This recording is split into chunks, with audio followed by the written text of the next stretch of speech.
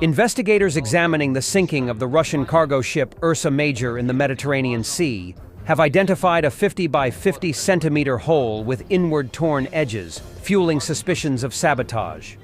The ship sank earlier this week after 3 explosions struck its starboard side.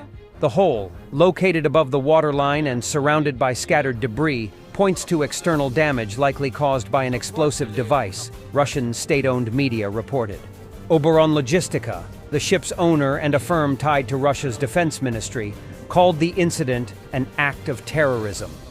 Experts noted that the torn edges of the hole were consistent with a force applied externally, intensifying concerns of a deliberate attack. The hole's position 15 to 30 centimeters above sea level has also drawn scrutiny for its precision, suggesting advanced planning. The 142-meter vessel, capable of carrying 9,500 tons, was transporting 2 380-ton cranes for Vladivostok. It sank 67 miles off Spain's coast and 45 miles from Algeria. The ship's deck was littered with fragments from the explosions, reinforcing sabotage theories. Oberon Logistica's terrorism claims come amid increased pressure on Russian shipping routes. The company and its fleet have been under U.S. sanctions since 2022 due to their military affiliations. However, Moscow has refrained from naming specific actors behind the incident. Ukrainian officials, while denying involvement, have highlighted vulnerabilities in Russia's maritime operations. Any confirmed attack outside the Black Sea would represent a significant escalation in the ongoing conflict. This incident follows recent challenges for Russia's shipping industry, including the sinking of an oil tanker in the Black Sea. With sanctions and security risks compounding, the sabotage allegations surrounding the Ursa Major underscore the growing perils for Russian logistics. And now we are coming to a question. Is there a Ukraine and the U.S. joint operation to sink cargo ship Ursa Major? The cargo ship Ursa Major was subjected to an external impact, presumably with the use of torpedo weapons from stealthy semi-submersible unmanned boats launched from a surface platform, another cargo ship, located several tens of kilometers away. According to Russian weapons Telegram channel quoting its sources within the Russian establishment, optical electronic reconnaissance of the Ursa Major was carried out by the American P-8, a Poseidon long-range anti-submarine aircraft, as well as 3 large landing ships and 1 Subrozatelny corvette, for days before the explosion. It is likely that it was the operators of the Westcam MX-20HD optical electronic complex located aboard the P-8A determined the most favorable moment to strike the cargo ship.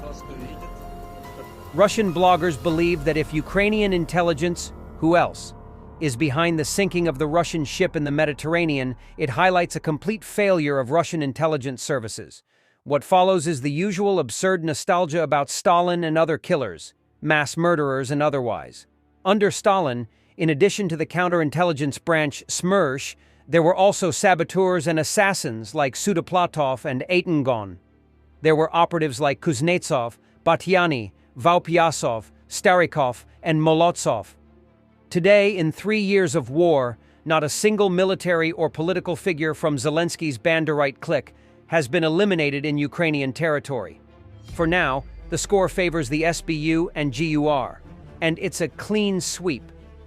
There is every reason to believe that the explosion and subsequent sinking of the Ursa Major vessel are the result of sabotage.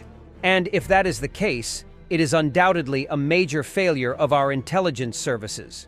This failure, in turn, stems from the Kremlin's decision to wage war on a minimalist scale without introducing, if not martial law, then at least a counter-terrorism regime, granting special powers to intelligence agencies to combat espionage, sabotage, and subversion.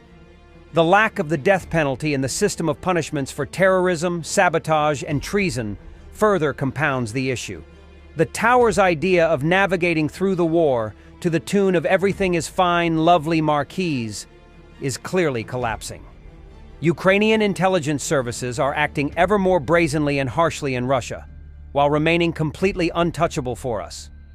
Targeting the aftermath, identifying and eliminating their agents and operatives, is nothing more than cutting off the Hydra's heads. For every one removed, 10 new ones are recruited. It seems that Ukrainian intelligence has found another way to harass and inflict damage on Russian forces. Russian soldiers have reported encounters with unknown individuals posing as volunteers. These volunteers arrange meetings at specific times and locations only for missile strikes to target the area shortly after. This strategy of using decoys and misinformation is crucial for Ukraine's asymmetric warfare tactics.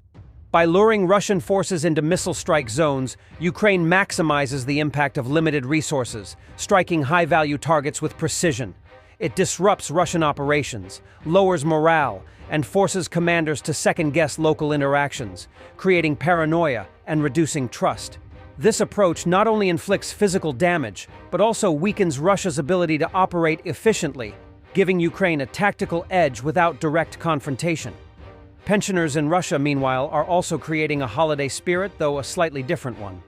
They set cars on fire, blow up ATMs, and launch fireworks and firecrackers in shopping malls, all apparently after some strange phone calls from Ukraine. Several Russian pensioners were allegedly tricked by scammers into carrying out risky stunts in crowded places in Moscow and St. Petersburg.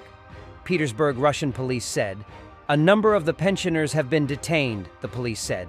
Law enforcement is still searching for at least one of the suspects. It is unclear who is behind the scam. One incident took place at the Fort Shopping Center in northeastern Moscow. The building was evacuated following a small explosion in the public services center located there. One woman was treated for injuries after she fell amid the rush for the doors. Meanwhile, a shopping center and a post office in the suburban Moscow towns of Korolev and Khimki, respectively, were evacuated the same day on similar grounds. In Korolev, the explosion blew out several windows and triggered a fire that damaged the shopping center's ceiling. In the Ford incident, police detained a pensioner who allegedly detonated a firecracker on the instructions of unknown individuals who had extorted $1,200 from her. A 70-year-old woman was detained in connection with the explosion at the post office in Khimki. The same day, 2 retired women in St. Petersburg allegedly tried to set fire to a police car at the direction of telephone scammers. They have been detained, and a case has been opened against them on terrorist charges.